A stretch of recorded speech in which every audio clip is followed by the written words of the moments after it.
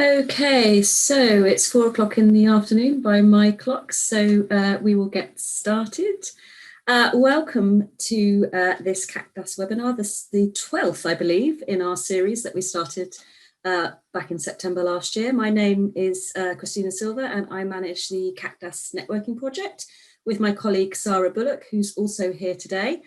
As I'm sure you're aware, many of you, the CAQDAS networking project is based in the Department of Sociology at the University of Surrey. And we run various networking and training opportunities looking at applications and adaptations related to the use of digital tools, collectively known as CAQDAS-packages, to facilitate qualitative and mixed methods analysis. We've already got another 6 or so webinars organised for after the Easter holidays. The first 2 you can see there up on my screen now. All of our webinars are recorded and are available from our YouTube channel, and the link is there. We've also got various training courses coming up. The next ones are listed at the bottom of the screen, and we're delighted to still be able to be offering reductions on our training courses to support everybody who's still working from home all these months later. Okay, so that's just a little bit of background. Before I pass over to our speaker, I would just like to introduce him to you all, and I'm delighted to welcome Dr. Mike Bracher, who is Senior Research Fellow at the University of Southampton in the UK, where he is a member of the Complex Healthcare Process Research Group within the School of Health Sciences. Mike's research interests are quite broad, and they include implementation of complex healthcare processes, communication between parents, between patients, family members and healthcare professionals. He's also interested in the analysis of patient experience data from large-scale free text data sets, and interested in organizational behavior change more generally. Mike is currently working with colleagues on a project that's funded by the National Institute for Health Research, and that's what he's going to talk about with us today. The project is called Eye Donation from Palliative and Hospice Care Contexts, Investigating Potential Practice, Preference and Perceptions. And you can see the acronym up there on the screen. So Mike and his team are using the CAQDAS package ATLAS.ti, and today Mike is going to share with us how they applied the 5-level QDA method of harnessing qualitative software to the management and analysis of their mixed methods study using ATLAS.ti. Whilst Mike is speaking, please feel free to post your questions or comments in the chat function. Myself and Sarah, who you can see, I think, up on the screen. Give us a wave, Sarah. She's not listening. There she is. Sarah and I will collate your questions and comments, and we will pose them to Mike when he's finished his talk. So with great pleasure, thanks for being here, Mike. I will pass over to you and let you take the floor. Thanks very much, Christina. I'll just share my screen just now. Okay, so thank you to Christina and the CAQDAS Networking Project for inviting us, or for inviting me here today to speak about our use of the 5-level QDA method and ATLAS.ti in data management and analysis for a national study using mixed methods. That's the EDIP study. So as Christina indicated at the start, the EDIP study, EDIP stands for Eye Donation from Palliative and Hospice Care Contexts, Investigating Potential Practice, Preference and Perceptions. So just a bit of background on the study. I should say at the start that we're going to focus mainly on as this is a focus on use of CAQDAS software. We're going to focus on the processes involved in the study, of which EDIP is an exemplar. But if you do have any questions regarding more sort of topic-based or empirically focused questions about the study, please feel free to ask, and we can maybe get into that in the discussion. So just some background to the study, or why we're doing this. So there are some conditions leading to sight loss and impaired vision that can be treated if eye tissue is available. However, there's currently an undersupply of eye tissue for transplant and research in the UK. Donation from hospice and hospital palliative care settings have been suggested as potential routes for increasing supply of eye tissue. However, before any investment can be undertaken in service development or national strategy, we need to know more about several things. And this is where the 4 Ps in EDIP come in. So we need to know more about the potential for donation. So that's the proportion of patients that would be eligible. That is there any reason patients who pass away in those settings, are there any contraindications, that is, conditions or other factors that may prevent them from donating? So what proportion of patients would be eligible? We also need to know something about the current practice of healthcare professionals and institutional processes around eye donation. So what's going on at the moment across the eye donation pathway? We need to know about the preferences of patients and carers regarding donation-related processes. So, for example, if, when, how, and with whom conversations around donation should take place. And finally, we need to know about perceptions of healthcare professionals and patients and carers regarding eye donation. So, for example, there's some previous research that indicates that eye donation involves reactions that don't impact other forms of donation. So in previous research, and indeed in the research that we've undertaken, you'll see references, people talking about eyes as the windows to the soul, or expressing disgust reactions in relation to the prospect of eye donation that may not be in place for other forms of donation. Frequently, another frequent response would be to a donation, to the option of eye donation, would be anything but the eyes. The idea that some patients may be happy to donate most any other tissue or organ, but not eyes. So we need to know more about the perceptions there. So I'm just going to give you a quick rundown of the study activities. So we have 6 partner sites, 3 hospice, 3 hospital palliative care. Data collection activities include a retrospective review of notes. So that's where at each of our 6 sites, 200 case notes from patients who've died in those services would be reviewed to ascertain whether or not they would potentially have been eligible to donate eye tissue. We're conducting interviews with senior staff and service leads, so those who are actually or potentially in a position to affect the eye donation pathway from a strategic or policy level, that is, whether they are at the moment, or if a service level change came in, they would be involved in implementing that at a managerial strategic level. Conducting 36, we're aiming for 36 interviews across the 6 sites, 6 per site with that group.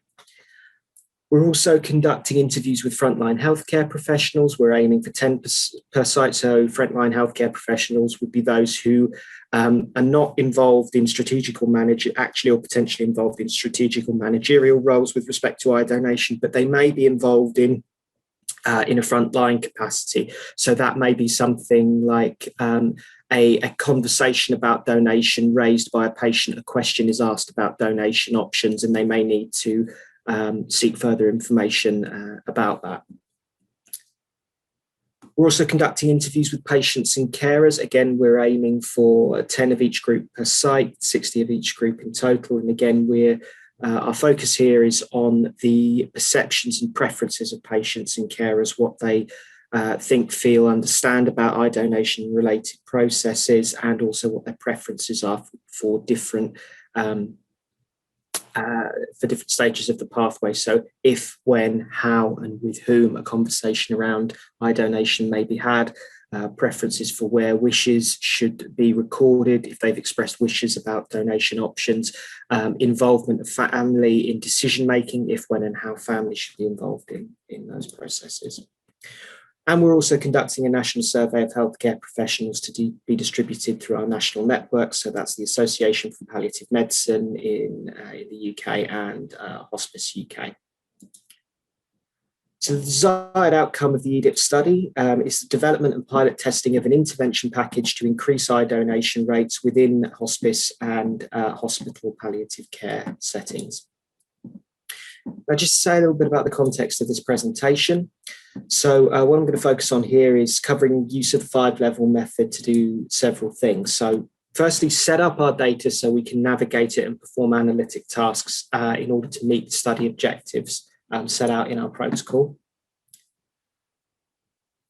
Set up and perform analytic tasks in relation to meeting the study objectives. I may have duplicated that. Retrieve material to support discussion and reporting. So when I say retrieve material to support discussion and reporting, is basically this is the endpoint that we want to get to. We need to organize our data in such a way that we can navigate it and perform the analytic tasks that we need to, and then we need to get the product of those analytic tasks out in such a way that supports different kinds of reporting. So that may be for discussion within the team, that may be for sharing interim findings with partner organizations, producing reports, writing up papers and so forth. And finally, we're also going to touch briefly on adaptation and integration of an evaluation framework for eye donation in clinical context. So that's the RAPID.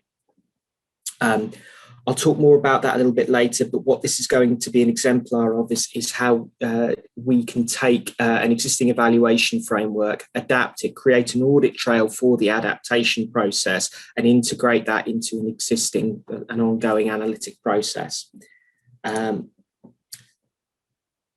Hopefully the outcome of this will be a demonstration of an audit trail and resource for reporting methods, and a system to support coordinated working, including discussion and revision of the system in teams working remotely.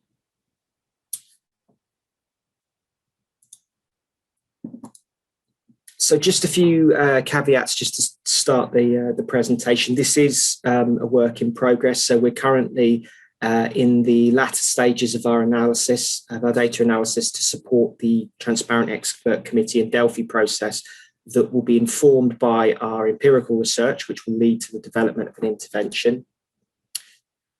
This is a health services research focused project with an applied context. That is to say that this being a presentation to a CAQDAS networking project, we have a diverse audience who may have interests in, for example, more basic social science topics. And so some of the processes here may be more or less relevant depending on the context of use, but just to make clear what the context is for how this is developed. As I said, there's a range of audience backgrounds, so I apologise in advance if I'm restating things that may be obvious to some people in the room. We know that we have some people joining us who have a CAQDAS background, some who don't, some who have a background in donation, some who don't, some who have a clinical background, but not so much in research. So the last thing I just want to point out is just to frame how we as a team are viewing the data management and analysis procedures we're talking about here as only one part of the overall analytic process.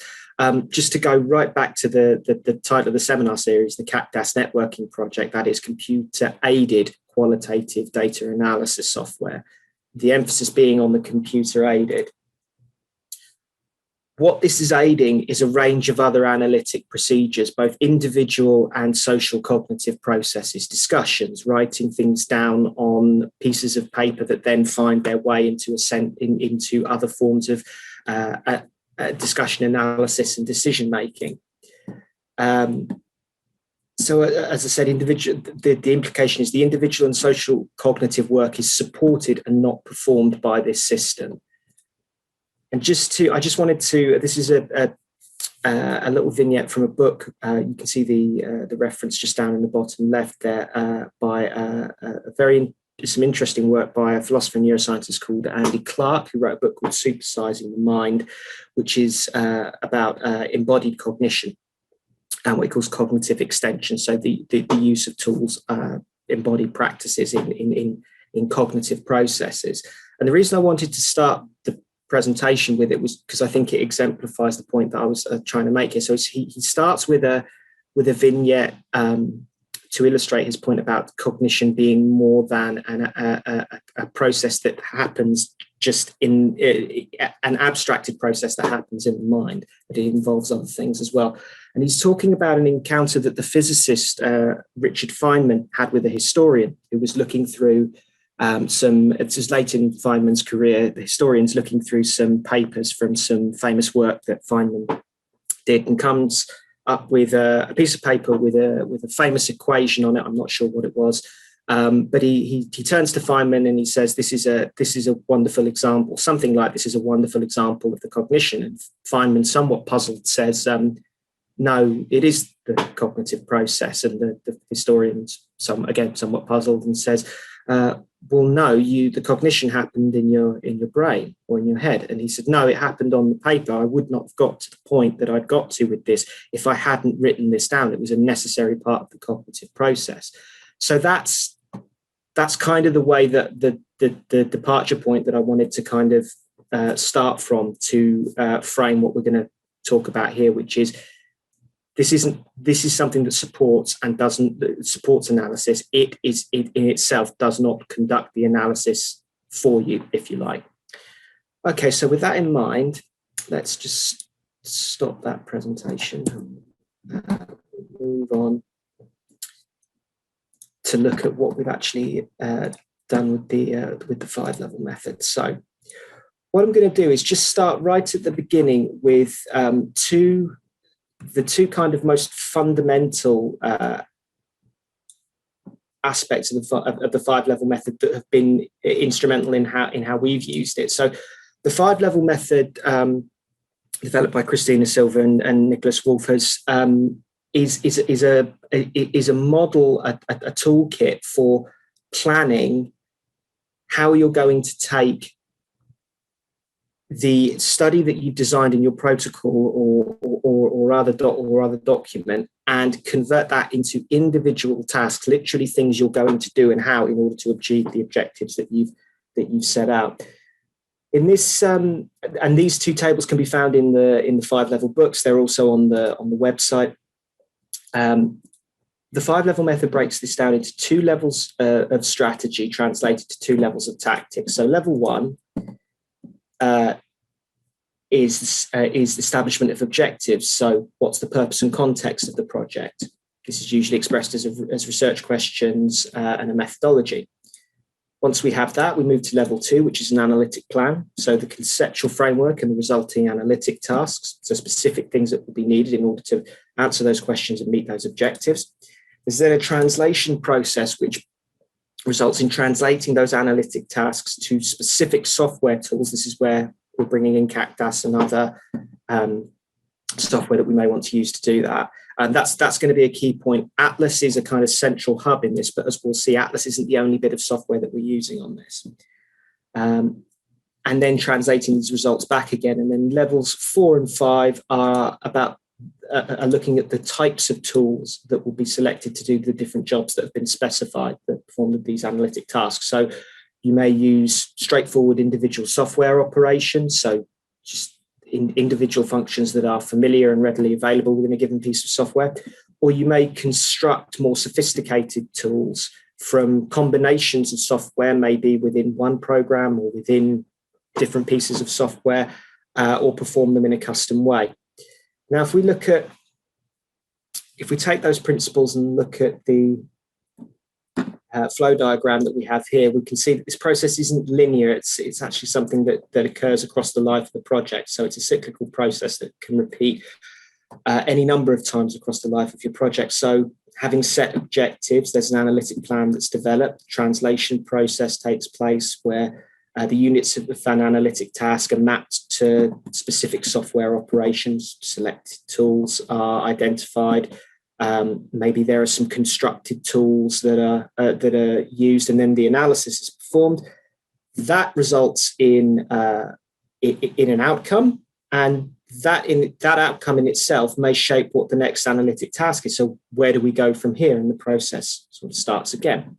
Now that's the basic kind of structure of the 5-level method. So let's start by looking at how we've applied this in the EDIT project. Now, I should say at the start, if you can't read what's on the screen here, don't worry, because what I'm going to do is I'm going to try and zoom in and zoom out as much as I can, but I will read everything out. So I'll try as much as I can to keep this visible, but I will also read it out. So we started just simply by creating, just taking that structure in the table of having the different levels, objectives, analytic plan, translation, selected tools, constructed tools.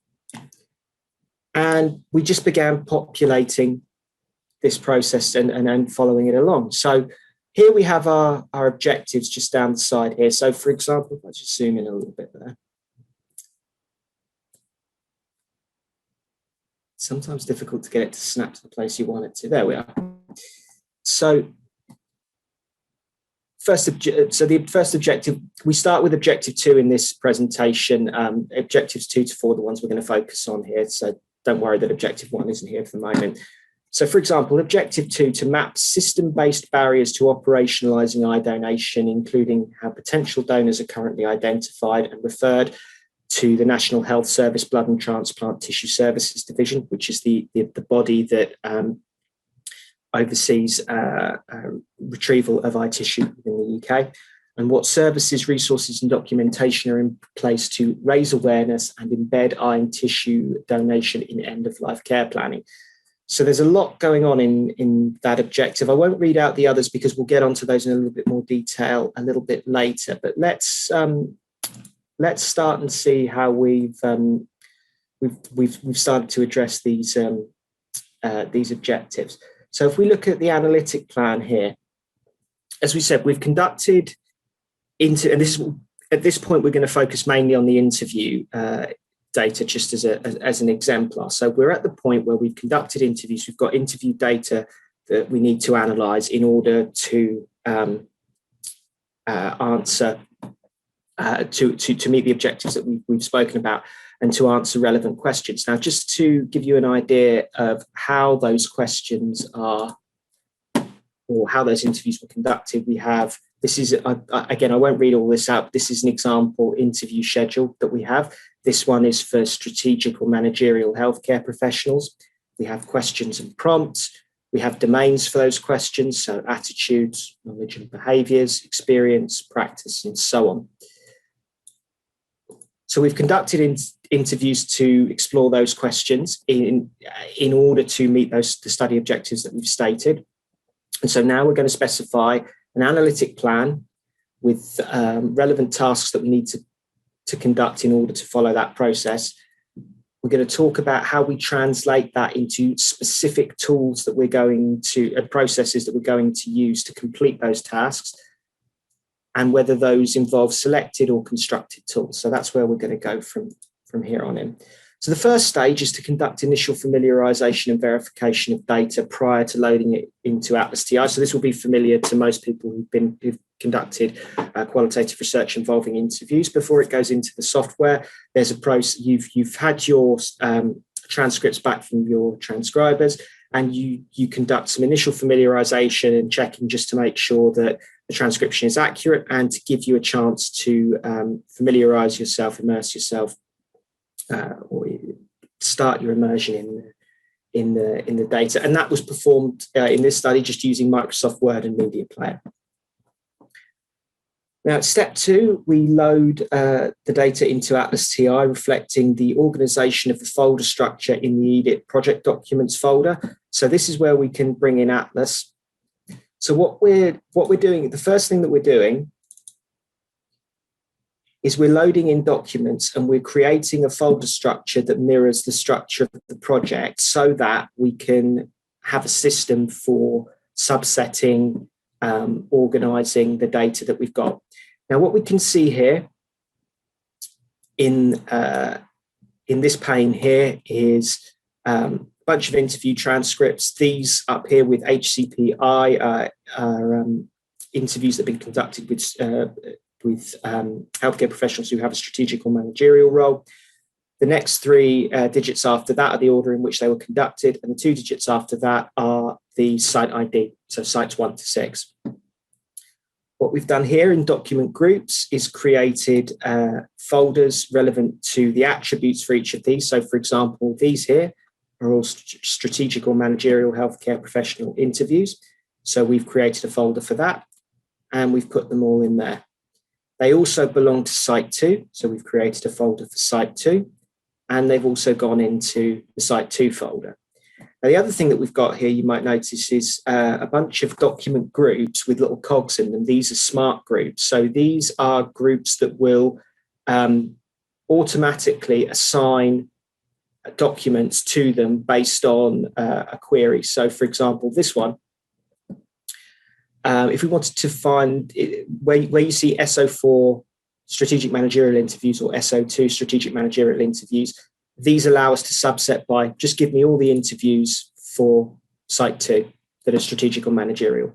And then we just do that for all of the different types of interviews that we've got. So we do it for patients, for carers, and so on. And that allows us to organize our data using the document manager system. Okay. So having done that, the next stage that we're going to follow is using codes in Atlas to tag document sections according to their relevance to questions from study data collection instruments. Now, I should probably have said this a little bit earlier. There are two main stages that we're going to go through here. We're going to go through tagging, and we're going to go through coding. Now, these are my terms. These aren't Atlas terms or 5-level terms. These are terms that we use internally within the project to denote two different uses of the software. Tagging is about data management, and coding is about creating analytically relevant uses of the software. Now, there is a debate about the degree to which you can neatly separate those, but for pragmatic purposes, which hopefully will become clear, those are the two processes we're following here. So what we're going to do first is we're going to tag the data and create a system to be able to navigate it, and then we're going to move into the analytic processes. So the next stage in our tagging, loading and organization of data in ATLAS.ti, is to use codes to tag document sections according to their relevance. Now, before we do that, let's have a look at this tab here that says data stream by domain. Again, you don't need to be able to read the actual text here. I'll just explain what the structure of this is. This is the first example of us using two bits of software together in order for us to be able to have an index that while we're either tagging or coding the data. What you can see here is in these columns here are the questions for all of the different interview streams. So these are strategic managerial interview questions for healthcare professionals. These are for frontline healthcare professionals. These are for patients. These are for carers. Each of them has an ID number. The way they've been organised is that you might remember on the interview schedule, these were broken down into domains. So types of questions that tap particular areas of interest. What we've done here is we've put all of the questions into domains, which means that we can look along this row here and we can see how the different questions from each of the data collection streams, interview data collection streams, map to these different domains. But what this is also going to be useful for us to do is create codes that will allow us to go through each of the documents and tag the parts of the documents that relate to each of these questions. Now, the way that we're applying this tagging is we're going to go through the documents and we won't just tag what follows. For example, if an interviewer asks the question, how do you feel about eye donation in general, which is the first question here, we would be tagging both what follows that question specifically and anything else that's relevant to answering the question. So the logic of the coding is relevance rather than whether it simply follows that string of words repeated by the interviewer. So let's look at Atlas and see how that's been implemented. So if we go to code groups, we can see that strategic managerial interview questions have codes created for them. We can see, for example, the first question there, how do you feel about eye donation in general? That's been applied in this example, it's been applied 17 times. When we double click it, all of the quotes come up here. If we want to look at one, it should appear just momentarily. It will load up the document in the main window. We'll be able to look at that.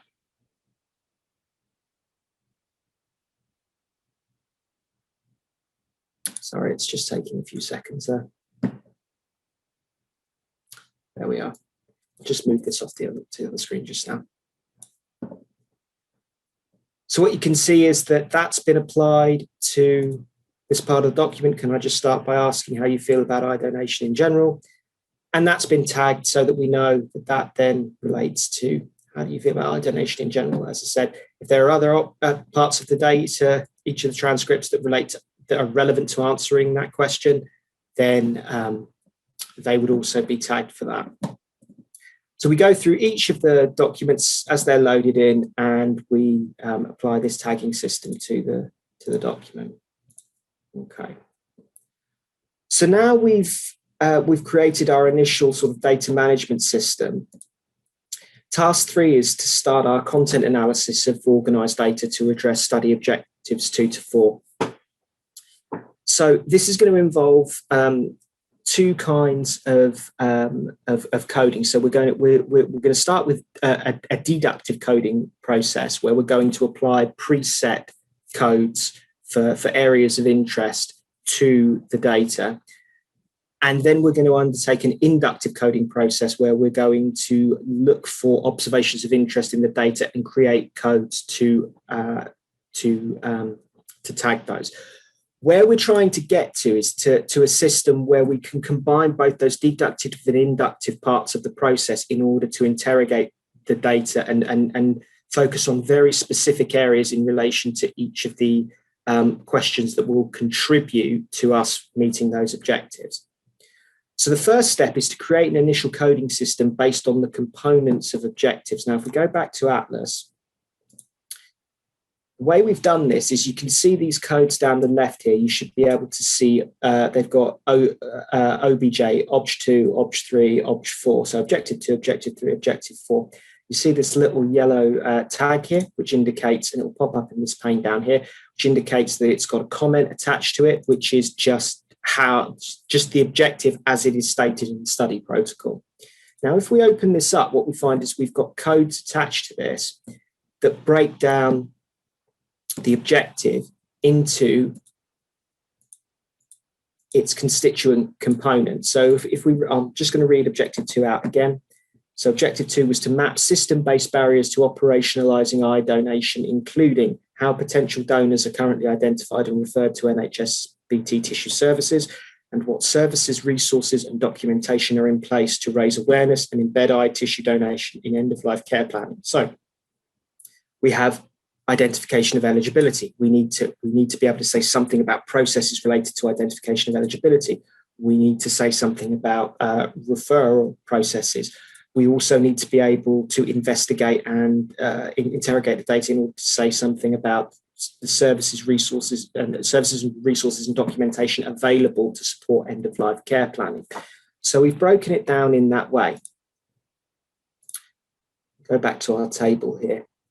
So once that's been created, the next step is to subset question domains to isolate participant groups. So that's, for example, healthcare professionals and patient carer groups using smart groups. So this is where, if you remember that we had these domains here in our, that organize the questions to particular broad areas of interest, so attitudes, perceptions, and preferences. There are questions that look at knowledge and behaviors, experience and practice, systems and physical environment.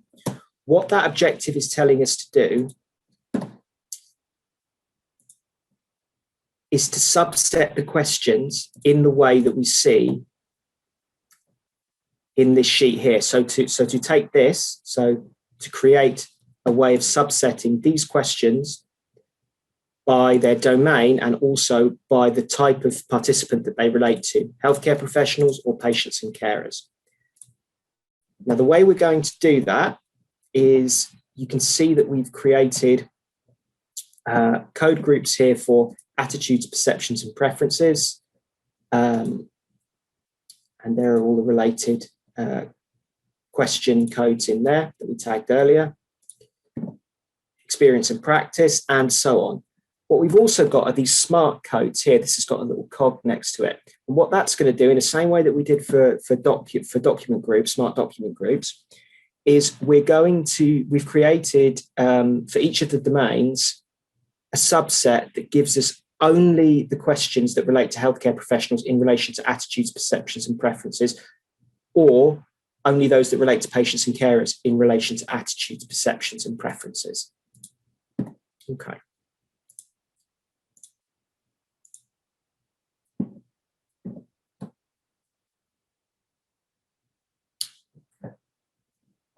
Okay.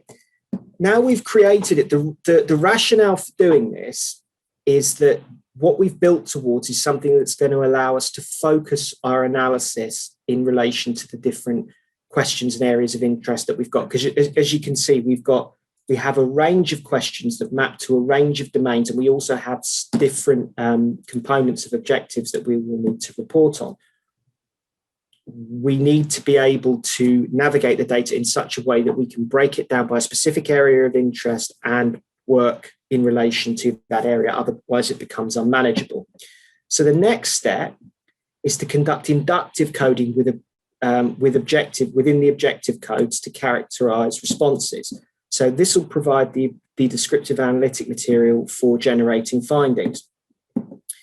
So descriptive codes are those that characterize findings that haven't come from the protocol or the interview schedule or the objectives. There's something that's been noticed by the analysts as being relevant to the objective that they're working on at a particular time. So let's open up Objective 2 and look at identification of eligibility. So this is identification of eligibility for eye donation. You won't be able to see I've got this over here on the right. You won't be able to see this window, but what we want to focus on is the actual document. So I'm going to keep this off screen just for a second, but this is what I'm using to bring these quotes up. So if we look at how this has been coded here, so the process would be we're going through and looking at different areas of the data that may be relevant to particular areas of interest. So if we go stepwise through Objective 2 and we start, okay, what we're going to do is we're going to look for, we're going to start doing descriptive coding relating to identification of eligibility. The way we can navigate through the data is having created those smart groups that allow us to subset by the different domains. We can have this in the right-hand window. Because I'm going to have to switch between the two because obviously I can't show both screens at the same time.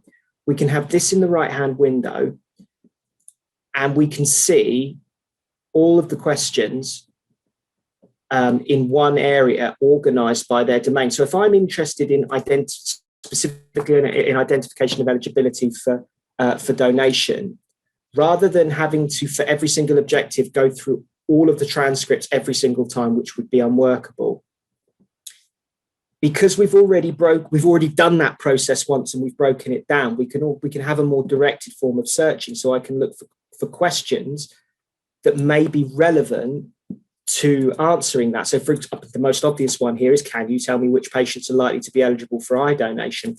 Because our rationale for coding to that particular question wasn't just what followed the question in the interview, but what's relevant to it.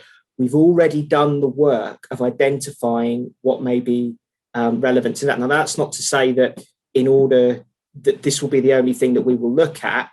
We might find, having gone through everything that maps to that question and done some descriptive coding on it, that there are other areas we want to look at. But this would give us a map and a way of looking at where those areas of interest might be. So we'd have that in the right-hand column over here that's going to disappear from your screen towards the right, and that would allow us to look at, okay, I want to maybe look at that particular question which falls under attitudes, perceptions and preferences. I'll open it up in this ATLAS code group and I'll interrogate the data that way.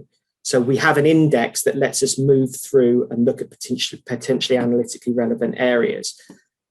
Okay, so now that we've got a way of navigating it, what do we mean by descriptive coding? So again, this is an inductive process. So we're looking for aspects of interest to, for example, identification of eligibility. So let's look at this DSC code here, which means descriptive.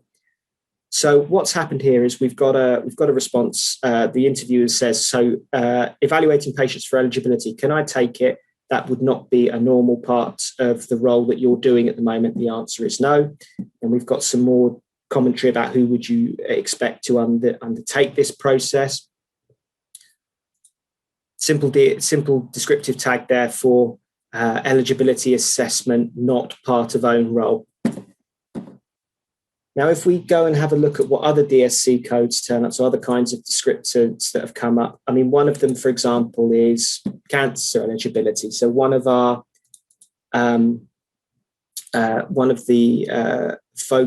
key areas of focus for this study is whether staff patients are aware that many patients with cancer can donate eye tissue in a way that's not possible for most other organs and tissue. So there are a much smaller number of cancers that would exclude eye tissue donation than virtually anything else. So we may look for and apply descriptive codes related to cancer eligibility. So just to, let's bring that back to this.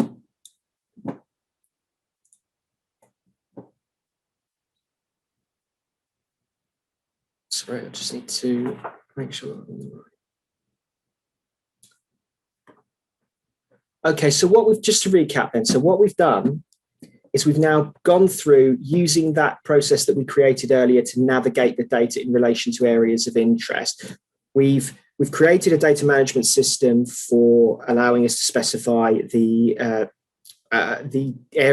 questions that we've asked, the participant groups, the particular domains of interest that those questions fall under. We've tagged the data in relation to individual questions. We've created categories of the objective elements, of the objectives, to break them down into their constituent elements so that we can identify each of the key elements in study objectives and report in relation to that. And finally, we've created some descriptive coding in order to give a more detailed, or to facilitate a more detailed description of what is actually there in relation to the different objectives and questions that we've got for the study. So the next process is going to be, or the next part of the process is going to be, right, what do we do with all of this? So just to give you an idea of how this is broken down, there's one other step before we get to that. So just to give you an idea of how this is broken down in the project. One analyst, that's me, works on the hospital data, and my colleague Dr Banyana Segwawe, who is also with us today, is working on the hospice data. And this just describes the process for saving. At the end of each day, we create export bundles and save them to the server, so our project doesn't disappear into thin air, because nobody wants that.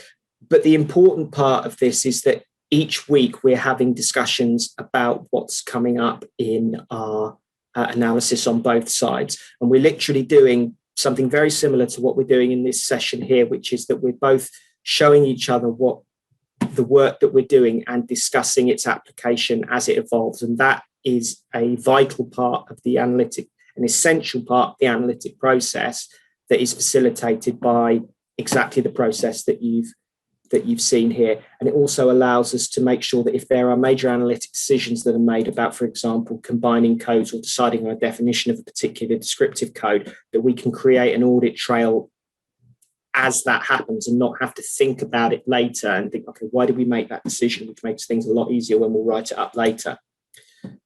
Okay, so the last stage before we get into pulling some of the data, some of the results out from this, is to add and apply codes relating to the 4 general stages of the eye donation pathway. So this is going to show us a couple of things.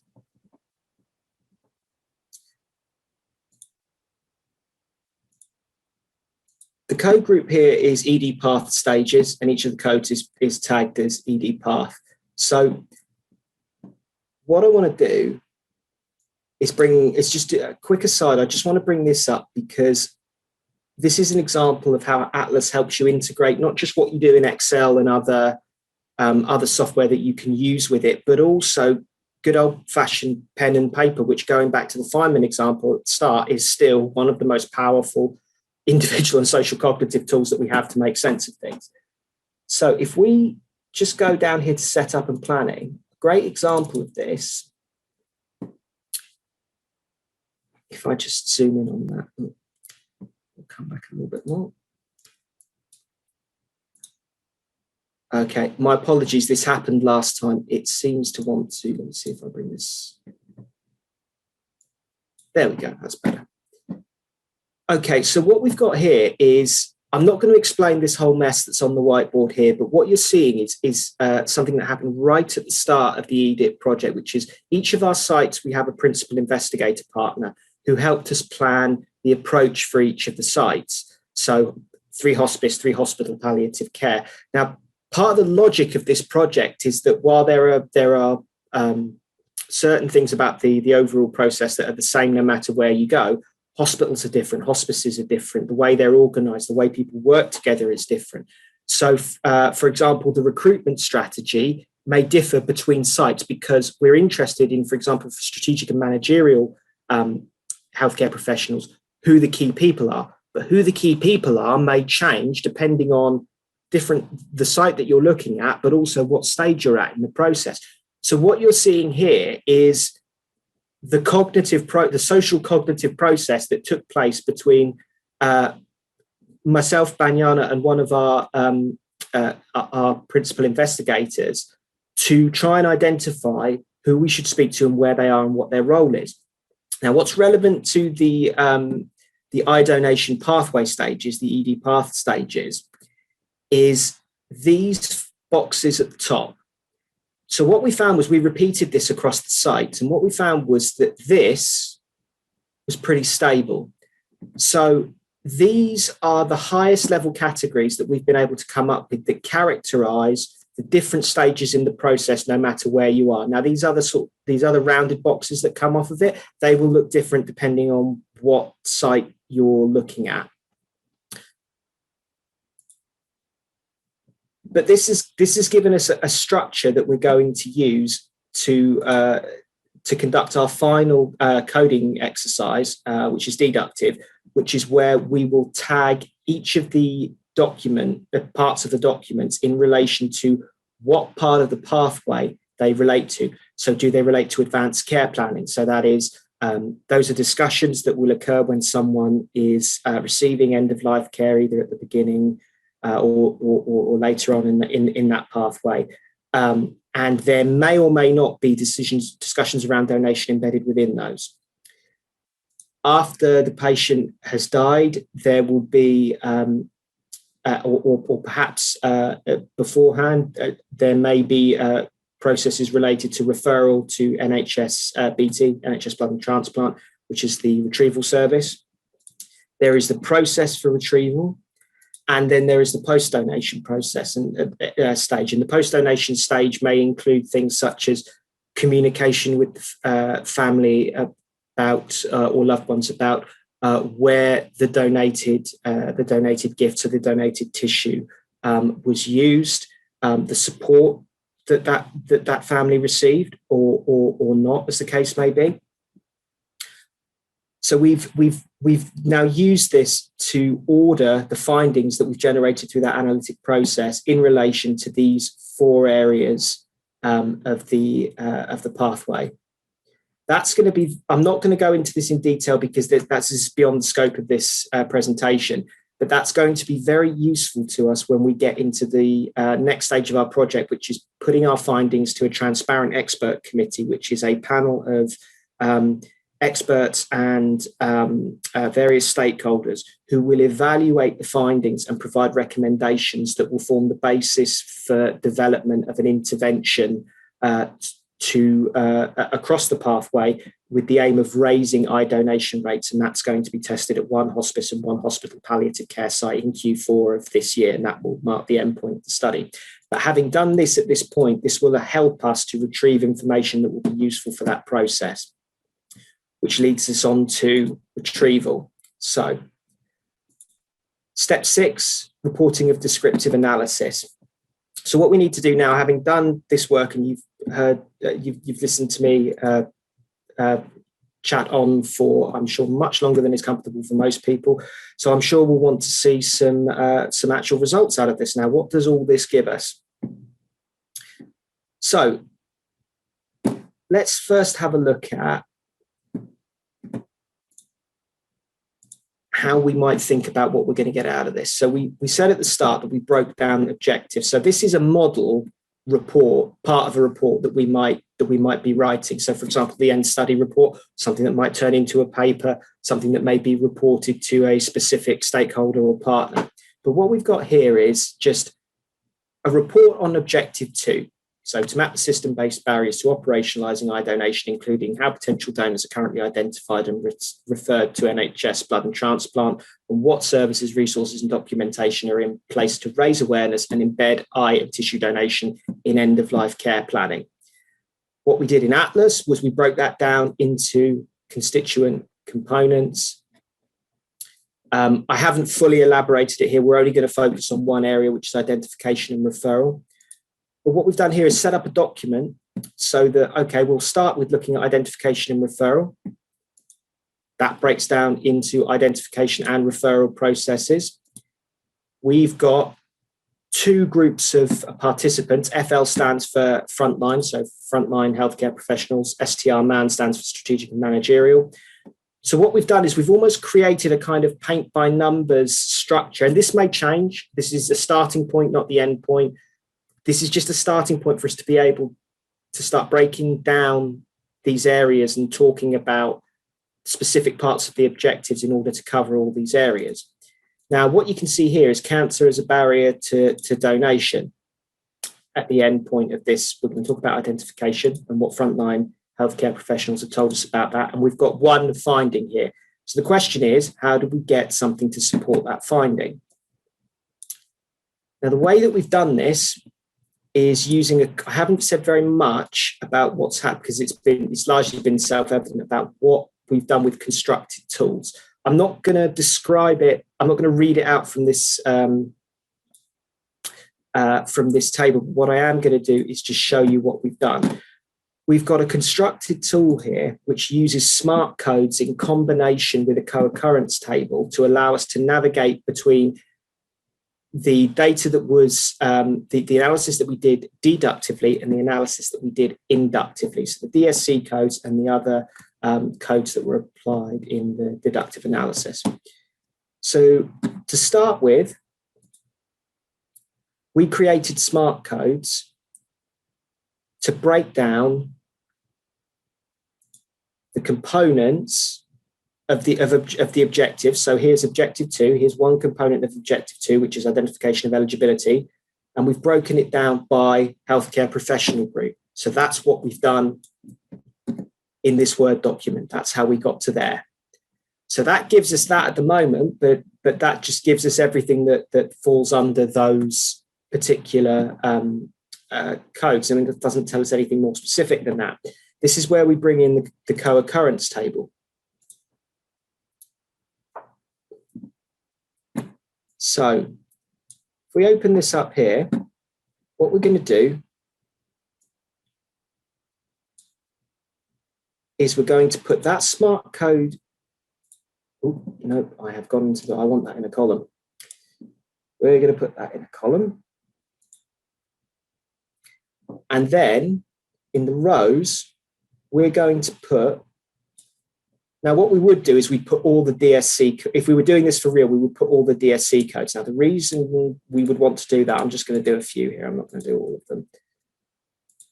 The reason we would want to do that is this now allows us to see the frequency where particular descriptors, and we can open this up so we can read the full code, in relation to identification of eligibility, what is relevant from the DSC codes? Okay, so cancer eligibility is an issue in 3 cases. What do they say specifically? Click this and we get the quotes. Now we can read the quotes off from here. That's one way of working with those data. We could also export it to Excel so that we can maybe create tables. So for example, if you're writing up quotes for a paper and you don't want to put all of the quotes that you use in the paper because you don't have the word count, but you want to put an additional file in, this is a great way of targeting specific areas and basically creating your additional files for you. But what we've got here is just a way of navigating to issues that may be relevant. Now, again, I just want to forestall one objection, which is we are not saying that the frequency of occurrences is a reliable indicator of in all cases, of the quality, the magnitude, the importance of what's going on. It's totally possible for one single case that illustrates some maybe procedural success or failure in great detail to be as meaningful and useful and relevant as something that has 14 occurrences here. It's not about the number. All this does is it gives us something that allows us to navigate through and look at descriptively what is it specifically about identification of eligibility that has co-occurred here that is interesting. Mike? Yeah. Thank you so much. I'm so sorry to interrupt you. We're coming up to time, I'm afraid. Okay. If you wanted to end with a particular piece, then do feel free to do that. But I would like to take an opportunity to take one or two questions, if that's okay with you. Yeah, sure. I mean, I think about 3 minutes. Would that be all right? Okay, and then we'll end right bang on time. Yeah. Okay. Yep. Okay. Yeah. Brilliant. Okay. So again, to bring this up, that's how we've got to the stage of being able to talk about, and again, this isn't fully elaborated. This is a toy example for this presentation to show how we get to the stage of reporting at a more specific level. But hopefully what that's shown is how we've used this system to be able to target specific areas in relation to our specific objectives, and then do that across the study in such a way that it builds up into a much bigger picture of responding that responds to the individual components of the study objectives. Now, the last thing I want to talk about just quickly, I won't go into detail about this, but I did say that we would talk about the adaptive RAPID. Now, RAPID is a framework for evaluation of the donation climate within organ procurement organizations that are developed by Professor Laura Siminoff and colleagues in the United States. That we have adapted for use in this study. Now, I'm not going to go into detail about how we've adapted it, what we've done with it. All I want to do is just end on an example of how we've combined Excel and Atlas to allow us to bring in an analytic framework. And you may decide to do this at different stages of your analysis. So on a different project, you might think, oh, I've seen this framework, maybe in implementation science or something else that we would really like to use, but how are we going to bring this in at this stage? So the first thing to do is point out that we've created an audit trail for how we've adapted it. So these two columns here are the original components of the RAPID. These are the adapted ones that we've adapted for eye donation specifically. These are the notes describing the adaptations that have been made. And what that gives us as an output is a set of codes, code definitions, and code groups. Now, the reason I've switched to another Excel file is if you give this to Atlas and you go to import codebook, Excel, it will digest all of those and create for you your groups and your codes, and it will apply the explanatory comments to them without you having to do additional work. So all we've done there is we've had a team meeting, we've created our audit trail, we've put these together, we don't need to do any more work, we just put it into a formatted table like this with the headers that Atlas has specified, and Atlas does the rest. And I just wanted to end on that because I think it's a really useful feature for enabling you to use tools that you might not otherwise use if you're maybe midway through your analysis. Okay, and I think I'll end there. Absolutely. Thank you so much, Mike. I think I will join everybody in saying how incredibly rich that was, how much ground you covered, and what a clear insight you gave into the power of planning. And your colleague put a mention in the chat as to how helpful that that table was in Excel in terms of anchoring what you had set out as objectives straight through, mapping it through the individual questions, not only how helpful that was from an analytic perspective, but also from a reporting perspective. And as a team member, how powerful that was. I could speak at length about all of the elements of what you've just shown us and how helpful they've been. What we're going to do instead, however, because we do tend to want to keep the time for people, is just to echo a couple of the comments in the chat. Yeah, people are saying it was really comprehensive. Karen saying she's in awe. Thank you very much. We're going to circulate the recording of today and the questions that have come through in the chat. And Mike, if it's okay with you, we'll pose those to you in an email, and then maybe you could take a small amount of time just to answer those to us in that email, and we'll send those answers out to this group as well. But join me in thanking Mike for an incredibly comprehensive overview of what was happening there, and a great example of how planning can really pay off. So thanks, Mike. Thank you for your time. Thank you for having us. Thank you. We're going to say bye-bye to everybody now then, and thanks again for joining us for yet another really exciting webinar. Thanks very much. Bye-bye, everybody.